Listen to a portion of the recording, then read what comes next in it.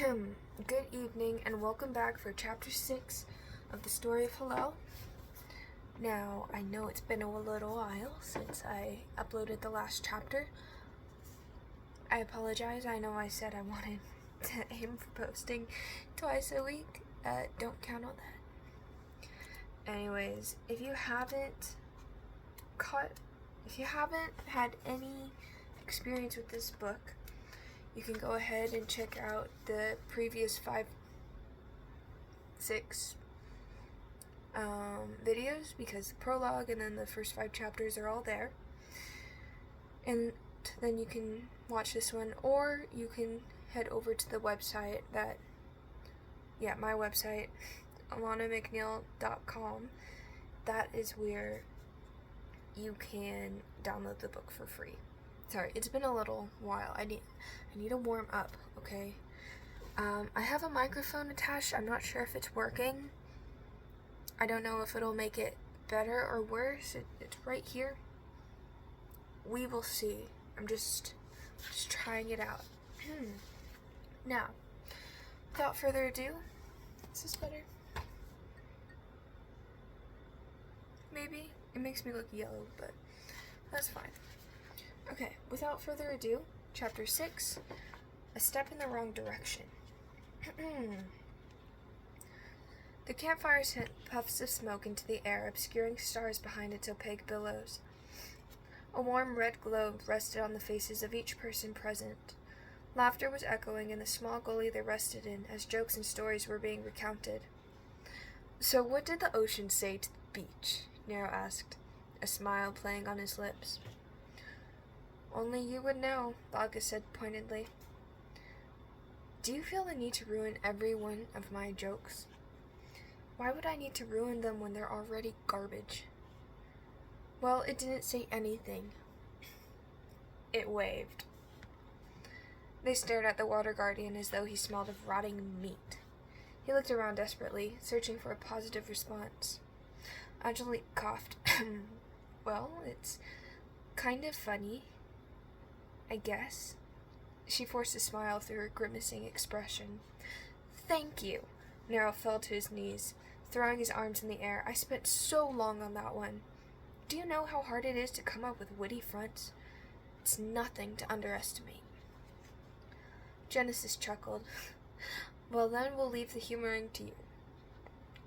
"You should. Only I am capable, no? The only other two here with senses of humor are Vlam and Angelique. The rest of you must have been born without funny bones, because your comedy is like a stone's." Vlam shrugged. "I won't disagree with that. I am an entertaining individual." "I won't either," Genesis agreed. "I wasn't given your adeptness when it comes to comedy. Besides, I am the Earth Guardian, so obviously I'd be like a stone." "Huh. How unironic." Nero clicked his tongue. The fire crackled and Helel's eyes settled on it. Sparks flew into the air and he remembered Quickfoot's dreamy tale. How he wished to be like a spark and fly far away. Perhaps it wouldn't be so bad if he could live such an ideal for the boy, though he had no home here to flee from. His feet ached from wandering through the land, but he had yet to grow weary, and food presented itself at every corner. The Lord was providing for them despite Helel's meanderings and wandering thoughts. The guardian still felt as loyal to his master as the day he was placed in the meadow of willows, but parts of his consciousness flitted away, adventuring places that he, as a guardian, would never dare step foot in. What a contradiction he was in. How was he going to solve it? The best answer would be to turn to his Creator for guidance, but regardless of his many promises, he had yet to do so.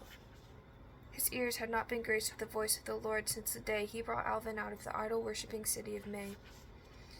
Every moment that passed by without the presence of the Father was more agonizing than if he were to be boiled in oil or tossed into a chamber of magma. How was he to survive if he couldn't bear the pain of being without him?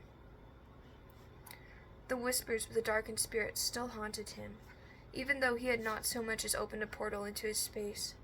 Temptations and empty promises plagued his mind. "I can't escape them," he told himself. Resigning himself to his self-decided fate. though he knew there was another way, a better, founded path in life. "I'm going to sleep," he announced, standing and brushing off the collected dirt from the backs of his legs. He walked up the hill to the stone pyramid which Genesis had erected for them. It was nothing fancy, but she took inspiration from the tents of the tribe which had been home to them for only a night. Inside were several beds of flowers that served as sleeping areas. He fell on top of his flower bed and stretched out, feeling the softness of petals and leaves beneath him. Thoughts tore through him, taking him on several different trains of thought. One involved how he felt more distant from his group as of late. Another, he found himself entertaining the thought of abandoning everything, and the other provided sense and reason that he was a guardian and could not forsake the Almighty One. If he did so, then his punishment would be severe indeed. Would it be worth it? He wondered, staring at the place where the stones met, the peak of the pyramid. The very top. It would be nice to be there, I'd assume. To have absolute power. The Father had absolute power. The peak was his place. Yet, he gave only a limited amount of that power to Helel, instead of unleashing him with unlimited abilities. What was the reason? Was Helel not worthy enough to have even just an ounce more? A spark of doubt roused within him. No, stop that. You know exactly why you can't have more than now. It would be treacherous if he had made another being equal to him, right? He scowled in the dark. He was happy that no one could hear his thoughts, except for the Lord. He remembered. What did he think of him now? Probably seen as a disappointment. Whatever, I'm tired. He closed his heavy eyes.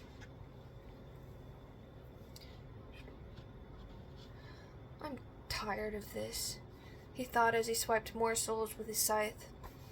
This was the third city they had destroyed since Gebben, not including the small towns and tribes that were massacred as well. None of these people had wronged him personally, so why should he be the one to expend his own energy in cleaning up their evil deeds? It's a waste of time, if you ask me. Just send them into eternal damnation when they die on their own. Is that what you wish for us? One of the darkened spirits hissed. Well, it's not like you can just walk free after what you've done. You know very well now what you've got yourself into. Now it's time to face the consequences, he snarled. Let us be free, and we shall serve you as our king, the soul promised, a sinister energy overpowering Helel's senses. A king? Me? He placed a hand over his chest, almost flattered. I'll have to consider that one. I mean, why couldn't I have been placed as a king as well? It's in my mission that I don't rule or govern a land, so I can't be a king of the earth. But why not? I'm capable, am I not? I can rule. He chose that boy to be a ruler when he has absolutely nothing to his name. No money, no castle, no family.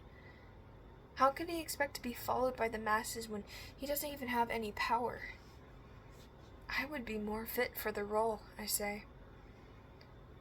Fitter than a spout to a kettle, the spirit probed, inflating Helel's desires. He stored away the last of the darkened souls and stepped back through the gap, a new string of thoughts dangling before his inner eye. A king! How fitting for someone of such great power. And to rule over that of the unphysical? Why, I could become a power that could even rival God himself. Hey, brother! Noah ran up to him, his dirty blonde hair being pulled back by the wind, making his deep blue eyes appear to swim in the sunlight. How'd it go? Successfully, as always. Helel clapped hands with the man. How was your conquest? I assume it went well. Indeed it did. No individual who so much as scorned the name of the Father was left unpunished. We still have much ahead of us, but if we continue as we are now, I predict we finish this mission before the next decade. That sounds promising. It does, he smiled. Everyone's waiting on us, he said, starting towards the rest of the group. Let's go. They walked through a stream and up the banks to where the other 5 and Alvin sat chatting in a circle. When they saw them approaching, they scooted out to make room. Helel sat in between Genesis and Valgus, who both welcomed him back with smiles and claps on the back. Genesis spoke. We are to free the slaves of the Kill Knight's territories and escort them to new lands. From there, they will be left to find their way to the land promised to Alvin, who will be their king. He will return to the Jebusites' territory to claim as his own and build his kingdom from there. Are you prepared, Alvin? The boy nodded his russet-brown crowned head, blinking his moss-green eyes, and said, I am prepared to serve the Lord's people for the entirety of my life. I am honored and humbled to be given such an important position. The Guardians nodded with The Guardians nodded with satisfaction. This was a good selection. In fact, maybe even a perfect choice. Though it will all depend on how Alvin conducts himself from here on out. For no one, not even the Guardians, lives without free will, and your decisions will directly and indirectly affect your life as well as others. A king, he thought. The idea was pushed out of his head.